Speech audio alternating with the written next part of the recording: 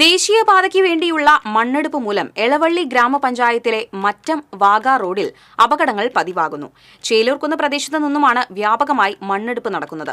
രാത്രിയെന്നോ പകലെന്നോ വ്യത്യാസമില്ലാതെ ടോറസ് ലോറികൾ ചീറിപ്പായുന്നതും ലോറികളിൽ നിന്ന് ചരൽ മണ്ണ് റോഡിൽ വീണ് കിടക്കുന്നതുമാണ് അപകടങ്ങൾക്ക് ഇടയാക്കുന്നത്.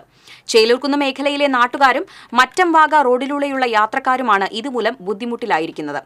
ഏകദേശം ഒരു മാസം മുമ്പ് BMBC ടാറിംഗ് പൂർത്തീകരിച്ച മറ്റം വാഗ റോഡിൽ മണ്ണ് കൊണ്ടുപോകുന്ന വലിയ ലോറികളിൽ നിന്നും മണ്ണും കല്ലുകളും വീണ് ചേലൂർ മുതൽ 5 കിലോമീറ്റർ ദൂരത്തോളം അപകടങ്ങൾ പതിവായിരിക്കുകയാണ്.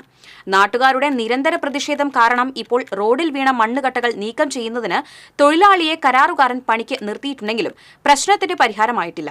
പരിസരത്തെ വീടുകളിലുള്ളവർ പൊടിശല്യം മൂലം സ്ഥിരമായി മാസ്ക് വെച്ചാണ് കഴിയുന്നത്. വയസ്സായവരും രോഗികളും ഇതുമൂലം നിത്യവും ദുരിതമനുഭവിക്കുകയാണ്.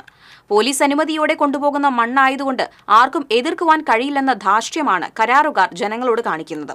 ബന്ധപ്പെട്ട അധികാരികൾ എത്രയും പെട്ടെന്ന് ഇടപെട്ട് ജനങ്ങളെ മുഴുവൻ ബുദ്ധിമുട്ടിക്കുന്ന ഈ പ്രശ്നങ്ങൾക്ക് പരിഹാരം കാണണമെന്ന് എളവള്ളി മണ്ഡലം കോൺഗ്രസ് പ്രസിഡന്റ് പ്രസാദ് വാഗ ആവശ്യപ്പെട്ടു.